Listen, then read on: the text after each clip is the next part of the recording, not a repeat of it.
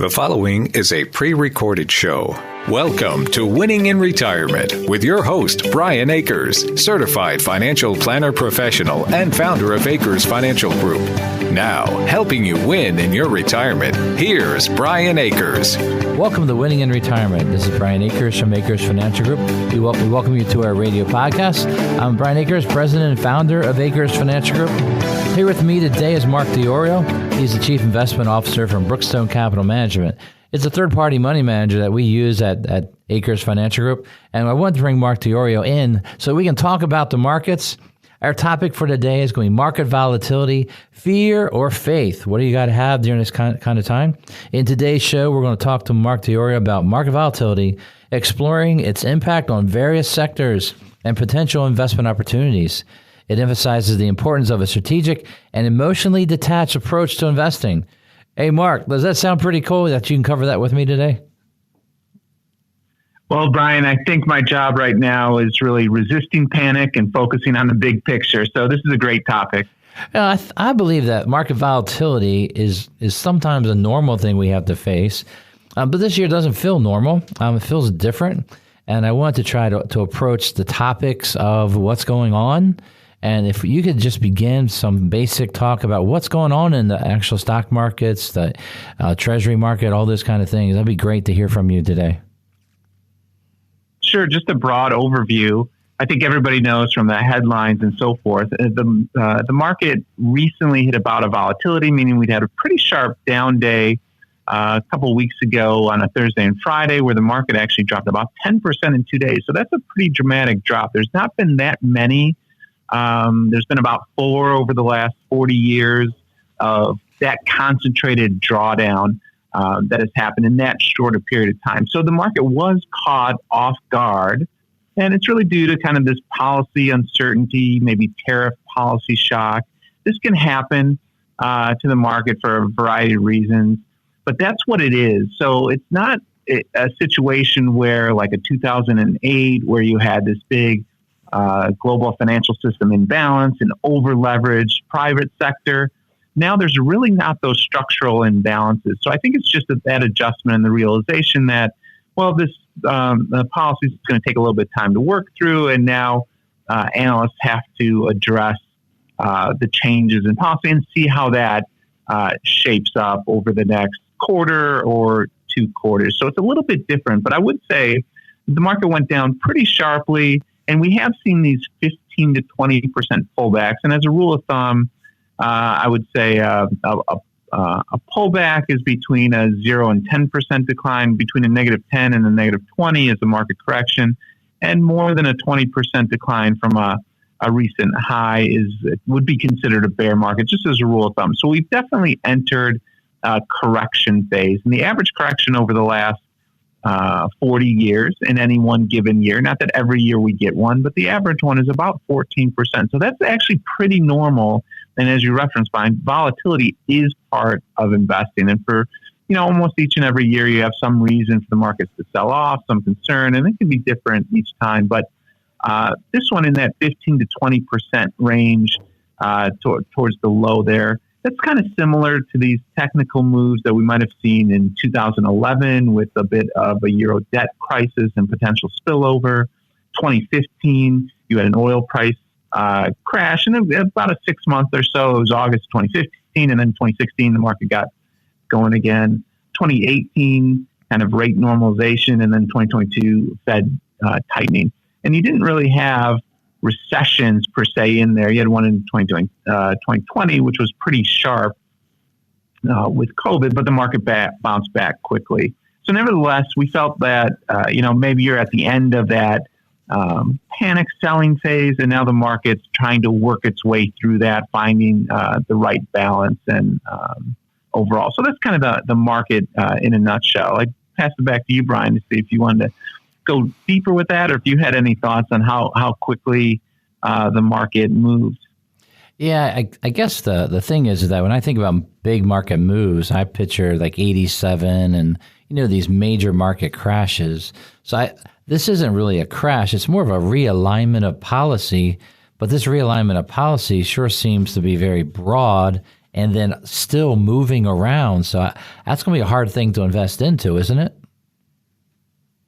Yeah, we've called this the tariff tantrum, meaning the market's kind of tariff tantrum. Responding. Did you like copyright that? That's pretty good. I like that. The tariff tantrum. So, okay, go ahead. And we may be at peak tariff tantrum, or at least the market's kind of responding to that.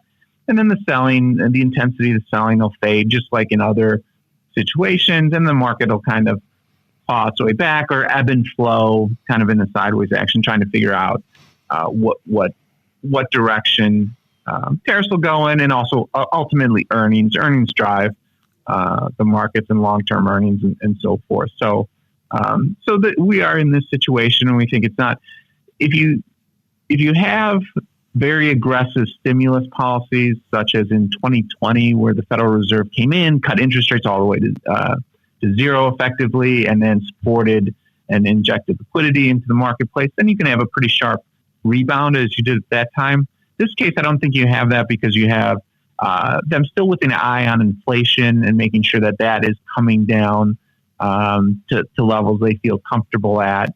So that's why I think that you have maybe some sideways action. It could be in a broad range. Maybe some good news pops in, the market rallies, some bad news, it kind of backfills sideways. But maybe the intensity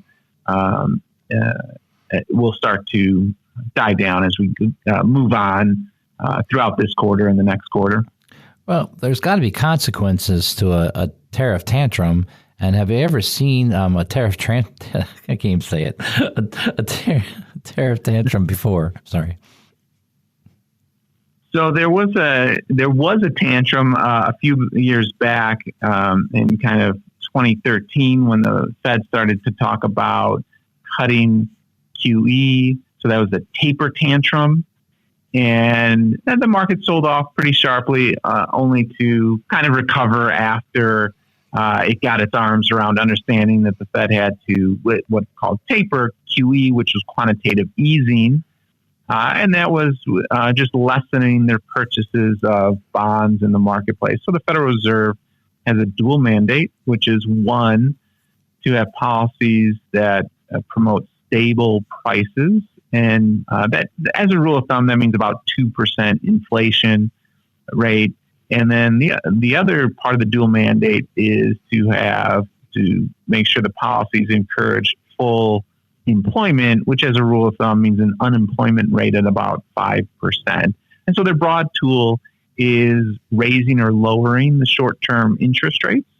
And the second part of that policy is they can go out and purchase securities in the open market. So Jerome Powell's a Fed chair, and what he's chairing is the Federal Open Market Committee, which will make those decisions on buying and selling in the marketplace. In other words, quantitative easing, they'd be buying back, which is infusing capital into the system. So there was that, and so I think that's a pretty similar situation because it's a policy move, let's say. Right. Yeah. So when I hear policy and I hear the changing of policy, it makes me want to sort of sit on the sideline and wait a little bit. But normally when I have clients and we're investing the money, we're allocated to the risk portion and we have our protected piece. But even in the risk portion, we take less risk. And one of the ways is by having gold in our portfolios. Now, gold has been going up very high. Is that just like a sign that there is trouble ahead, or is that a place to go for money that comes out of the market? Why would gold be going up like it is right now? So, and I think it makes a lot of sense that you've had gold in the portfolios, and you've had it there for quite some time, Brian. Yep. I know that looking at the portfolios and discussing it with you, and the reason you have it there is a diversifier, because it's diversifier to both stocks and bonds, and sometimes it's forgotten as a nice diversifier piece in an overall portfolio. But the reason I think it's really gotten going was really kind of started more in maybe 2018 when there was the bit of tariff policy and changes against China, the U.S. and China at that time. And our deficit, our trade deficit with China has gone down since that time, for sure. And the realignment of reserve assets, meaning that the U.S. Treasuries were long considered the primary reserve asset. So you may hear about maybe the petrodollars at one point, where Saudi Arabia the Middle East would sell oil, and then we'd buy oil from them, and then they'd repatriate the money and buy treasuries. Well, the same thing happens with other countries that trade with the U.S. They sell us something, and then they'd reinvest in the treasury market.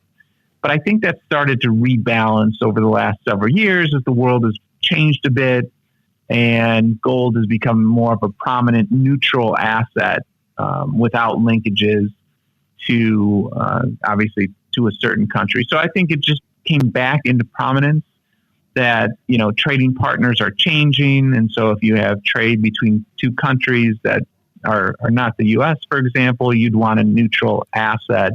And while the U.S. dollar is not going away anytime soon, 80% of foreign exchange trades on the market have the U.S. dollar on the other half of the currency pair. So that's well intact. But I think there is a desire as other economies have grown to hold a new reserve asset. And that's a pretty natural thing. But that has moved gold. So that uncertainty, and gold has an uncertainty premium to it, I think has helped. And you're right, it has had a fantastic move. Yeah. When I think about all of this and how it all works together, it always brings me back to planning. Planning is what gets us through fear, or where you just have to have faith in your portfolio and planning the advice. And one of the things that we try to do at Akers Financial Group is sit down and talk with you and understand your situation and then apply it to what's going on. And their advice is always geared around things such as this. Maybe you're currently in a reaction mode, defensive in every way. It's like you're sitting on the sofa and you keep moving back and back and back, reacting to what's going on. Reacting has the energy of being defensive. Creating now, you're going to sit up, you're going to sit forward, you're going to have that forward moving energy of creating. The people who will get through volatility like this in the best shape are the ones who take this opportunity, this time to be creating in the solution mode. It's a choice. We want you to win in your retirement by taking advantage of the opportunity to begin planning with us at Akers Financial Group. Just give us a call and schedule your meeting with one of our team of advisors by calling 833-WIN-RETIRE. That's 833-WINRETIRE. We'll give you a call on Monday to schedule your free in-person meeting. Go to AkersFinancialGroup.com or call us at 833-946-7384 to start planning for your retirement now. Will interest rates go down soon? We'll talk about this when we return. You're listening to a pre-recorded show. Welcome back to Winning in Retirement. Call 833-WIN-RETIRE now to schedule a visit with Brian and his team and begin winning in retirement. Once again, here's Brian Akers. Welcome back to Winning in Retirement. I'm your host, Brian Akers from Akers Financial Group. Here with me today is Mark Diorio, Chief Investment Officer from Brookstone Capital Management. He's been in the industry well over 20 years and been with Brookstone for a long while here. And he's actually the Chief Investment Officer, the CFA, running some of our third-party portfolios that we work with through Brookstone Capital Management of Chicago. And we've had Mark in many times throughout the years, but he's especially here today to talk about what's going on right now. And today's show we call Market Volatility, Fear or Faith. We want to try to get some basic advice so that we know what things are going on, so that we can breathe and understand what are opportunities that are there. That's what our show is going to try to do today. All right, Mark Diorio, so you're good to go again here in the second quarter? I'm good. Let's do this. All right, so this quarter, the big question I want to start out with is, will interest rates actually go down? I guess the interest rate I'm talking about would be, like mortgage rates. That's the first thing, Is it going to go down, Mark? Can I refinance later this year? Not saying I need but just a question. Well, a lot of people think that tariffs in and of themselves are inflationary. Yeah. And I would say that's not necessarily the case. That's the initial reaction. And maybe there's a bit of a bump up in prices. But the way tariffs will work is more like a value-added tax or a VAT tax. And almost every country has a VAT tax, in developed country, except for the U.S. So we are unique in that sense. And then when you break it down in terms of consumption and so forth, for the consumers, it works out to maybe a 3.5% VAT tax, just on a rough calculation of how much consumer spending is in the economy and how much imports and or net imports and so forth.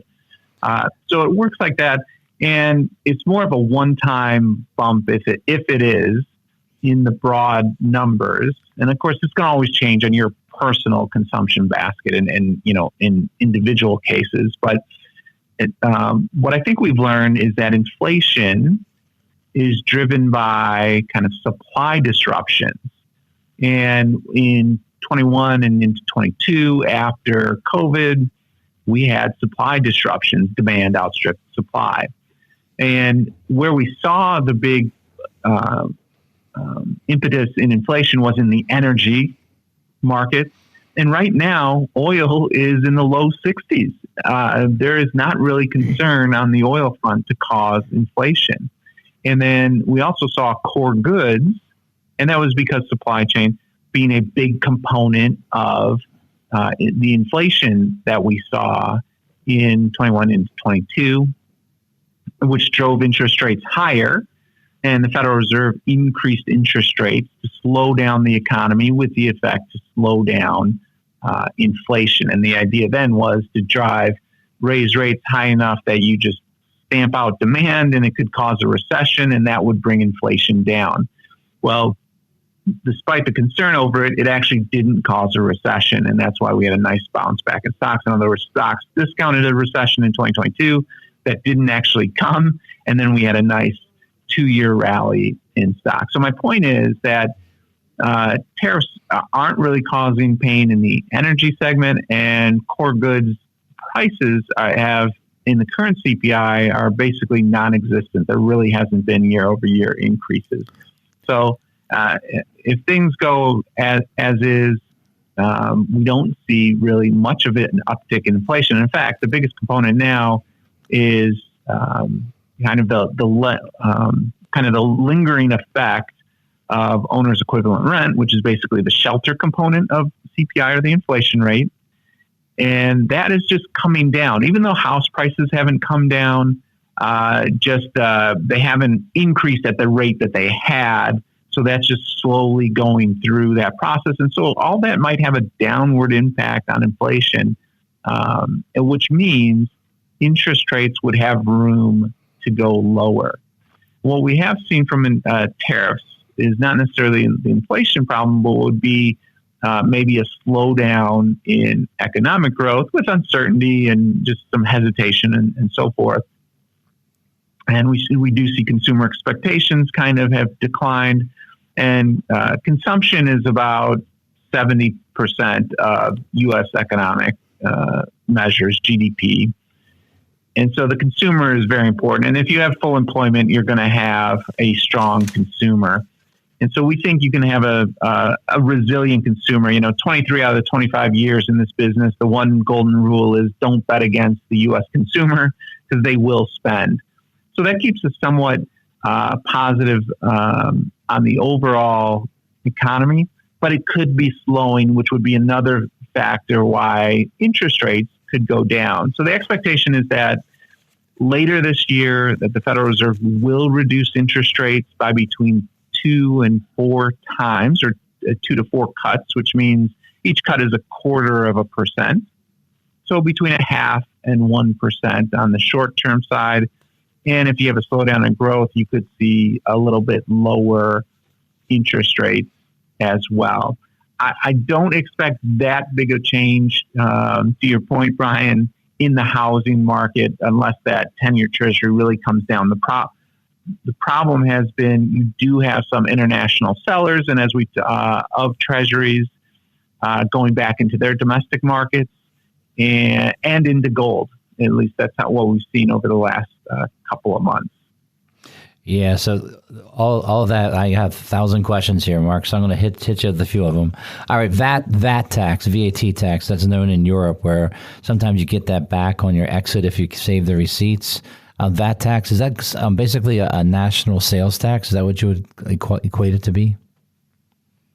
Yeah, just a little bit of a bump on that price, and that's a good way to equate. That's a good way, I thought, a good way to look at what it is and kind of quantify it. Where you'd say, well, okay, if about 70% of the economy's personal consumption or consumer spending, and imported consumer goods is about 4%, you kind of can work yourself into a number such as that. And so it's not where everything's up, 25% or whatever, where you have this big jump in prices. And the inflation rate would, and why I say it's kind of a one-time bump, and then it would fade back down, which is the way that you measure inflation is basically over the 12-month period, rolling 12-month period. So as you go from, April into May, then the previous April falls off, and so it keeps rolling. So it's a year-over-year number, and so that 3.5 doesn't continue to get added, for example. Sure, yeah, it's a immediate sort of I'm not quite an arbitrage, but it's the pickup of the differential in the negotiation. I guess the hardest part when I hear things about tariff, it's not just a tariff. The tariff tantrum involves some government policy on limiting our exports in some products where it's in defense matters or things that are more where our country needs it more than the ability to send it out, and that's affected the markets on restrictions. So, and these things like this are tariff tantrums and above. So that's going to be inflationary, I think, also because of not being able to sell things. I'm not sure if I'm going in the right direction with that. What do you think? Well, I think it's very complicated and a complex issue in the sense that we've had 4 decades of globalization where the separation among exporters and manufacturers and importers are all pretty integrated. So it's a global supply chain. And you have a lot of, for example, over Mexico, you have a lot of kind of intermediate goods. They're not necessarily finished products. They might go there for a little bit, they come back here, they go back, and so forth. So it's not that easy to separate, and and certain things come from certain areas for comparative advantages for different reasons. Our 3 biggest trading partners are Mexico, China, and Canada. Okay. The biggest we actually import less from China now than we did in 2018, even though our economy has grown quite a bit since that time. Okay. Mexico and Canada have both grown. We do have trade deficits with them, but I would mention that in the balance of payments, you have a current account, which is essentially the trade. So we do import more than we export, but that's for a number of reasons because we have a pretty dynamic and the most dynamic economy by far. And the other side of that balances out that deficit would be the financial account, which is at a surplus, meaning, as we mentioned before or alluded to, the excess or the capital that's received as payment for those goods actually come back to the U.S. as investment and treasuries and so forth. So we do get some benefits for sure. So it's not a win-lose situation. But we deal, and we're not policymakers, we're investors, and we have to adapt to the current situation and try to allocate portfolios with a risk mindset and balancing that risk and a reasonable return level. So your question is, yes, there's a lot to think through when you really get into kind of this thinking about global supply chains and the integration of trade, and that has been built up over a number of years. So what does that look like as we move out into several quarters? Yeah, I think it's almost like a resetting of things, and that resetting causes people to have some fear. What we want people to do is to have a plan. The concept would be is understand there's going to be volatility, especially if there's changes going on 7 days a week. The 7 day a week of work of the current president is the fact that trickles down to affect us in different ways, and we have to adjust how we invest into that. We don't want to go to a sideline and just sit on the sideline. Akers Financial Group, we believe in planning. We believe in taking care of our clients and getting them ready for the worst case scenarios that occur in life, things that we can't control, things that change the markets. We want people to be winning in retirement by the fact that they don't have that fear that things are going to go down as quickly as the market. And that's why we can't build portfolios that are a one-to-one relationship to that market.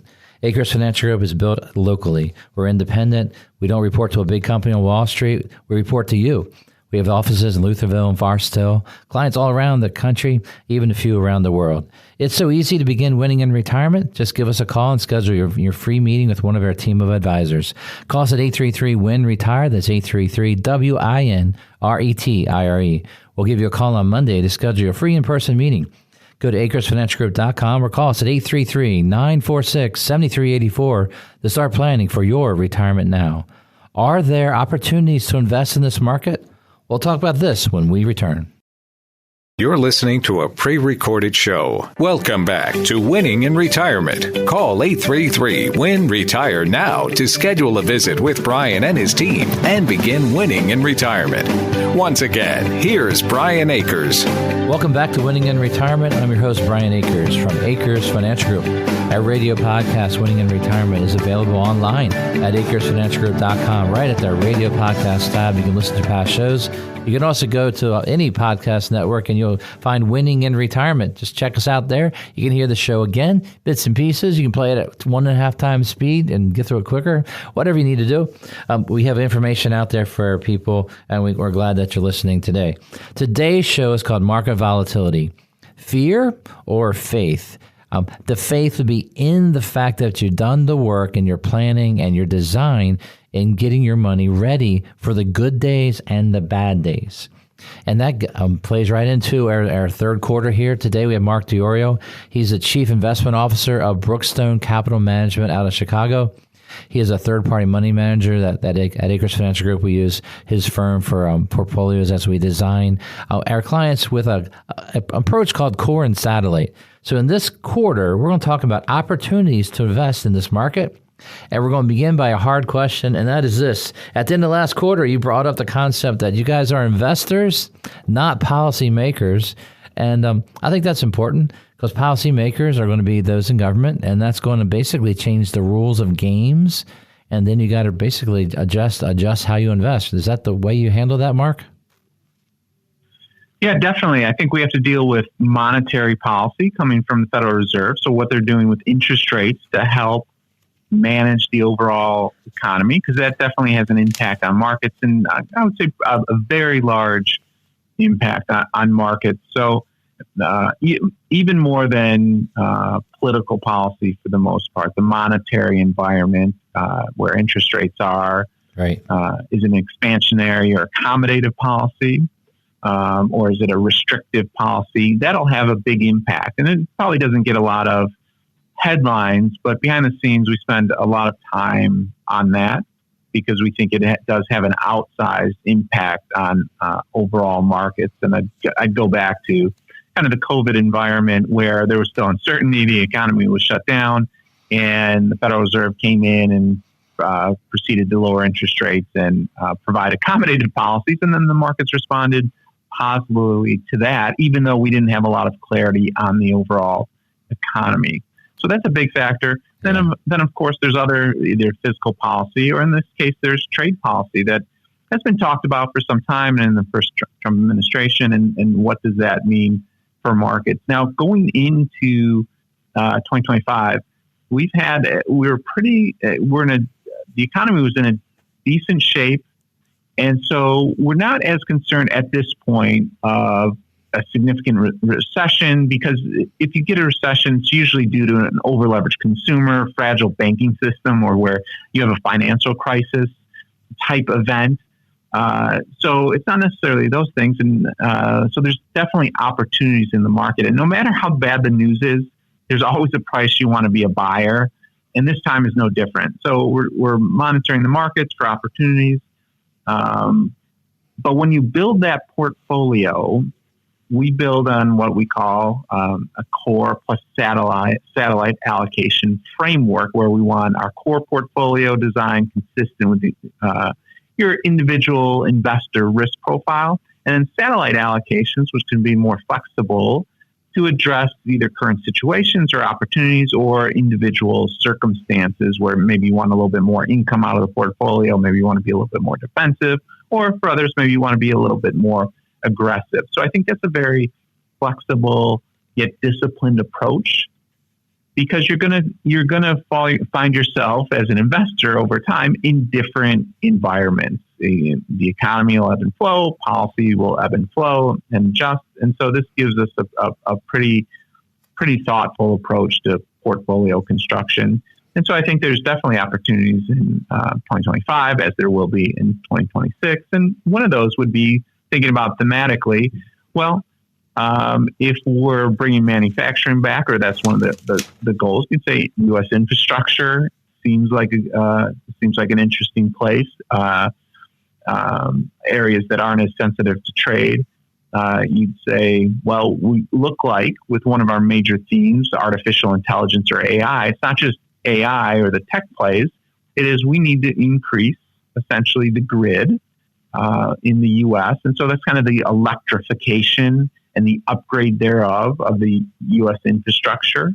And it's likely that with manufacturing in the U.S., we are going to utilize more robotics and advanced technologies, would be my guess, because our salaries are generally higher. So how do we manufacture? We'll try to have very advanced manufacturing capabilities, and that'll also create jobs, but the robotics theme as well. So there's a lot I think that you can add to the portfolio. But the other component is you want to be have a risk mindset. I know, Brian, that you guys do that very well at Akers Financial Group. Yeah, we've been doing our very best over the years to help our retirees stay retired by the basis of only risk the portion that we need to risk. And that risk is truly to keep up with and handle inflation as we go to the grocery stores. You know, when we retire, we want to be able to have a slow morning and relax and not fret over, oh, is there enough money for me to eat today? Or the fact that you have a negative cash flow each month. You got to be able to have portfolios that can provide for you. And so we have a whole way of planning and getting ready. So the concept of planning first then dictates our core and satellite setup.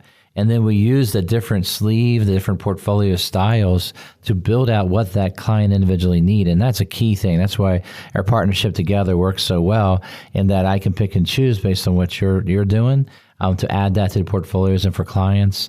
It helps me not fret when things go down. We see those more as opportunities to buy. Some of my more aggressive clients, no matter what age, they want to add into those categories you just mentioned. You know, the whole AI, the grid, the quantum computing, the manufacturing when it comes to robotics, and all of that's been a theme for a few years. But the idea of going a little bit heavier into that's pretty cool.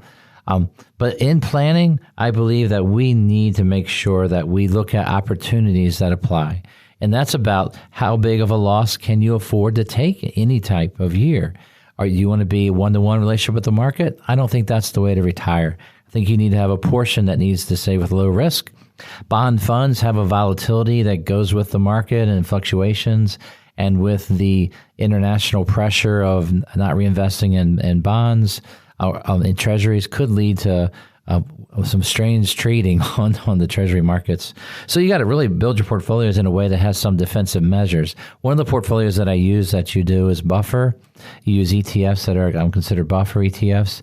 Do you mind explaining that defensive way of investing for me?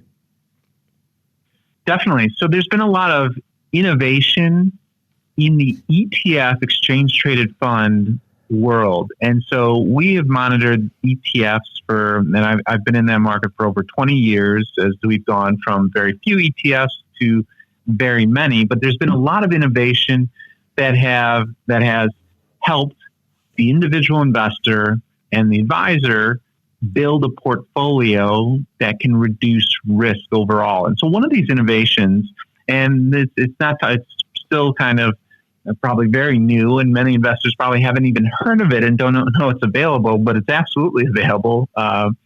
And we build portfolios with them, and we call them the buffer series. So what they do is provide a defined outcome. So they issue an ETF, which is fully liquid, trades daily, but it provides downside protection and upside participation up to a cap. So one of the versions would provide a 15% buffer against the downside. So if the market's down over a 1 year period, so if the market's down 20%, you'd be down 5% if you did it for the 1 year period.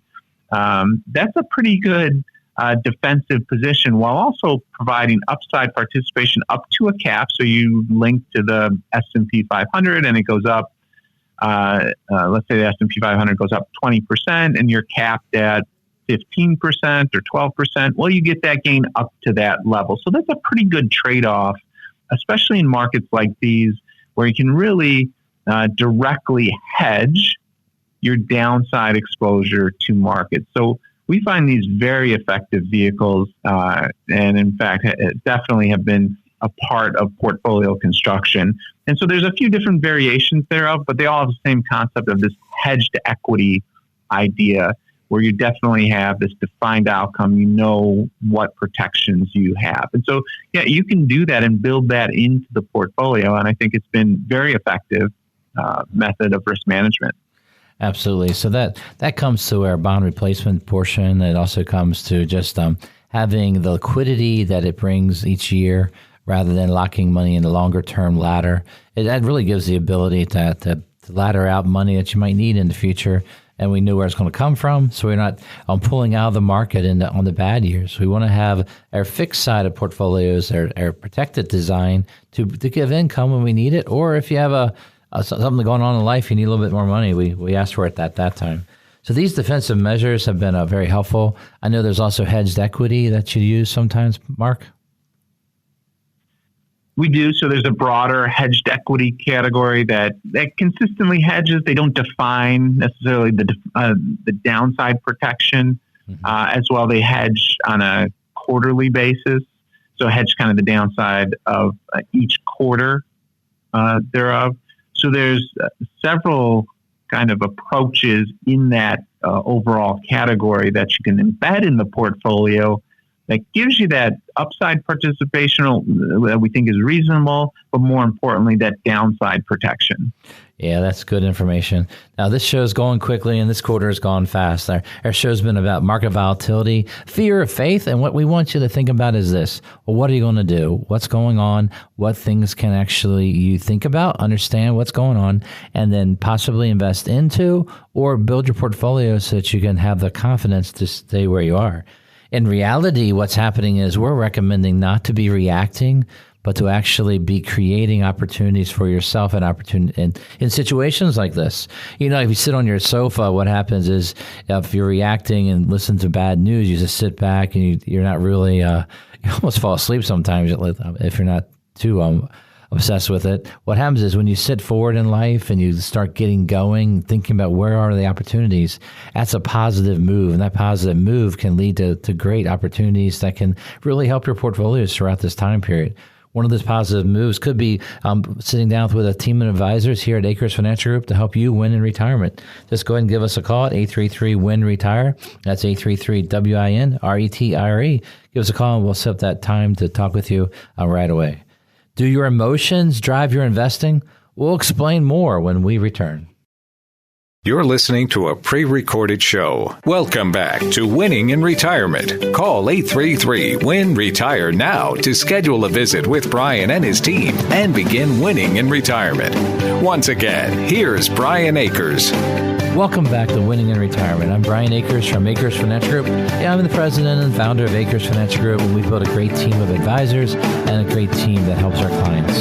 Our most valuable asset is our clients because they are wonderful to work with, helping them from where they are now and helping them where they need to be winning throughout their retirement years. Check out our website at akersfinancialgroup.com. On that website, you can see the radio podcast tab. You can listen to a show anytime there, or you can just go to any of your podcast sites, type in Winning in Retirement, IN Retirement, and listen to us more there. Alrighty, this is the fourth quarter. Yes, we have Mark Diorio. He's been in the financial industry for more than 20 years. He worked for Brookstone Capital Management as the Chief Investment Officer. Hey, Mark, how many years have you been with Brookstone Capital Management now? 10 years, Brian. That's awesome. Now, that was a really good 10 years until this recent pullback, right? Definitely. There's been a few, we've had to go through a few difficult market environments, but, there's always opportunity. Yeah. Do you let emotions affect you when it comes to investing? Yeah, I really try to stay away from that. And so I use a lot of quantitative measures to look at how what does that markets mean? have. When you say quantitative, what do you mean by that? Yeah, it's really looking at market history and just using math behind here's how markets have responded in different environments. In other words, here's the percent that they've declined in different situations. Here's the range of returns. Here's the high, the low in any given year. Here's the average return. So when we kind of measure anything, whether it's short term or longer term, we have a pretty good data set which to rely on. Now it doesn't, and it takes away maybe the individual narrative of the situation and just says, here's how markets have responded historically. When you get 15-20% decline, unless you have a kind of a major recession, market selling starts to kind of ebb and flow from there, or starts to fade, and then the market starts to think about or wait for kind of positive news from there, as opposed to more intense selling and so forth. So that helps at least gauging where you're at. And then on the flip side, on the up markets, it does the same thing. That it's not going to grow to the sky. You have kind of this upper range that you're going to get to, and sometimes that's thrown in with valuation, but of the overall market. So those are the quantitative things. Just looking at the numbers historically, and then you can add narratives later, but they do help to quantify markets overall. Yeah, when I think about the financial planner and an investor with our clients, I always think about why would we be emotional? Well, one thing would be is where's our monthly check coming from? Is that at risk? So generally in the retirement income portfolios we build out, we don't want that check coming from risk. We want that check coming from more secure sources. We know where some money is that we can get to, have our emergency funds properly built up, be out of debt. All the great habits of good, sound financial planning, which then allows the at-risk money to actually take the risk, to absorb the risk up and down. If you have money to add into markets like this, it could be a good time. Do you think it's being a professional money manager, do you think it's a good time to start investing, or you're more in a wait and see? What's going on with any dry powder? I like that cool word. It is. Well, there's a couple of spots that you could do. If your goal is to generate income and own stocks, well, dividend stocks will hold up better during challenging periods, and they produce consistent income coming off the portfolio. So they're a little bit more conservative businesses, consistent businesses that let you share in a piece of the profits by the dividend being paid out, generally on a quarterly basis. And then the potential as the overall market recovers, the stocks could recover and you'd get the appreciation. So there's a good way to kind of blend an opportunity set. And the other factor is that, when the market's down, historically it has ultimately found new highs over time. And so when you're investing, volatility is just a part of the landscape. So there's two main risk sources. It's volatility and inflation. Volatility is the short-term risk. Inflation is the long-term risk, meaning over a number of years, prices will rise. And so when you build that portfolio, you're trying to at least have one of the major goals is the preservation of purchasing power and growing that purchasing power over time, essentially outperforming and outpacing inflation over time. And then when you build that individual portfolio, and I know you do this every day, Brian, you balance the potential return with the level of risk and with that individual's specific risk profile. Yeah, that's exactly the way of taking some of the emotion out. The other thing is, if you have money to invest, dollar cost averaging is the ability to consistently invest through the good and the bad times. When the markets go straight up for a long time, after a while, people are used to going straight up. The problem is they're buying at the high every time. And things don't just go straight up. They do have the volatility we're talking about. And so whenever there is fear in the market, you got to listen to it and see, well, what is the fear about? And is it an opportunity of the pull down to buy high quality, to move to quality? Has there been a move to quality, and has there been any move out of the mega caps to the broader market? What have you seen, Mark? Well, I think you bring up a big, almost secular topic, if you will, which is the market got into a position at the end of last year where the Mag 7 or the top 10 stocks were at a very high concentration of the S&P 500. The S&P 500, the broad gauge of the U.S. market, is market cap weighted. So the size of the company is the size that it is in the index relative to the other stocks. So as those stocks got very big, they became a very large percent of the index in that 30% range. And that's more than other periods of concentration in the top 10 type stocks. So we'd say that is one risk factor where the rest of the market didn't participate as well as these top stocks that had these major growth profiles. And now when we come into 2025, that may be reversing a bit. And it's not that those top stocks aren't important companies. It's just from a stock market perspective, maybe the other companies now that were kind of unloved or underappreciated are trading at a lower valuation, and there's opportunity there. And so this year, we've actually seen what we do call low volatility stocks, utilities, and perform very well relative to the kind of the high flying tech stocks. And so you have seen this shift in the marketplace, especially in the equity markets. And then you've also seen it in bond markets where some of the high yield bonds have sold off. Anything with maybe lower credit quality has sold off, while treasuries have been pretty stable, which is considered the highest investment grade. So there has been some shifts. And as we already mentioned, gold as a diversifier and as an asset has also has been a beneficiary, I believe, of those flows.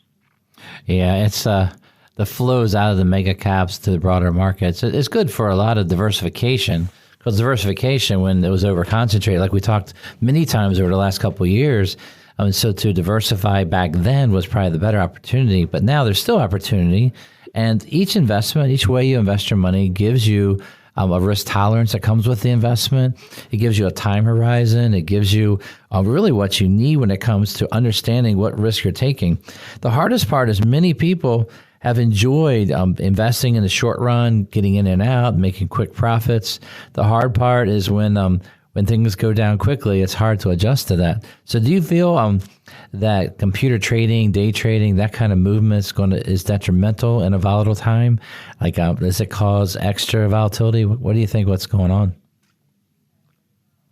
I actually hear this from commentators on TV a lot. I would say when we look back at history, it's no more volatile than it has been historically. So Sure. While it may feel like that, just like when you look back at a market correction, you say, oh, that's easy. The market rallied back. Well, while you're in the correction, it feels like, oh no, you know, there's not a bright side.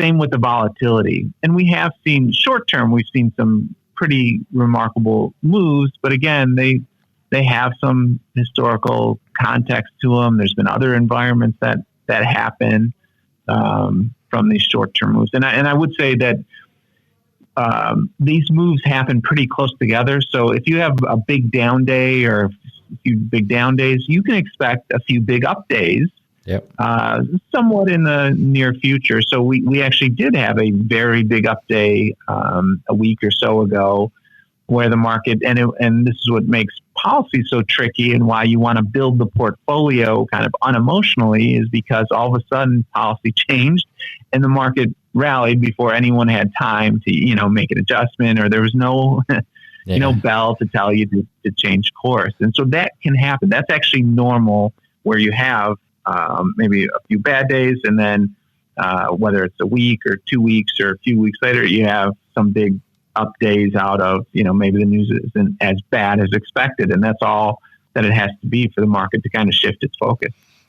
Yeah, there's been a lot of things going on that can make the emotion shift. And a lot of it has to do with some of the commentators out there trying to drive people to listen more. They actually add and sort of stoke the fire of emotions. And the hardest part is not to listen to all of that and try your best to figure out, well, what's really going on and how does it affect me and my bottom line and how is it going to affect the money to the future. Now, Mark, I appreciate all your time today.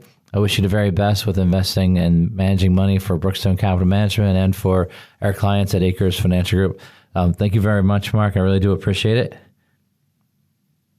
Definitely. I enjoyed it, Brian. Thanks for having me. No problem. Now, we've been talking today about market volatility, fear or faith, and understanding that the fear in the market, we need to have the knowledge of what's going on and trying to figure out, are we invested properly to handle things like this? That's what we do at Akers Financial Group, where we try to explain what's important. We want you to understand about a strategic approach for your investment where we don't want to be reacting. We want to be creating opportunities for you. So we want you to win in your retirement by taking advantage of this opportunity to begin planning with us at Akers Financial Group. To schedule a free meeting with one of our team of advisors, go to our website at akersfinancialgroup.com. Scroll to the schedule a meeting section and let us know you'd like to schedule your free meeting. That's akersfinancialgroup.com, or you can call us at 833-WINRETIRE. That's 833-WIN-RETIRE. We'll call you on Monday to schedule a free in-person meeting with one of our team of advisors. Start planning for your retirement now. Go to akersfinancialgroup.com or call us 833-946-7384. Thank you for listening. I'm Brian Akers from Akers Financial Group, and we want you to be winning in retirement. You've been listening to Winning in Retirement with your host, Brian Akers of Akers Financial Group. Akers Financial Group offers securities through Archedios Capital, an SIPC and FINRA member firm. Advisory services are provided through Archedios Wealth. Akers Financial Group and Archedios do not share any common ownership. Neither Archedios nor Akers Financial Group provides tax or legal advice. Advice given on winning in retirement is general in nature, and one should seek further advice from their financial advisor, broker, attorney, and or tax accountant before investing. Be sure to read each prospectus carefully to understand all the risks associated with each investment. Examples and scenarios shared are meant to be for illustrative purposes only. Past performance is not indicative of future results.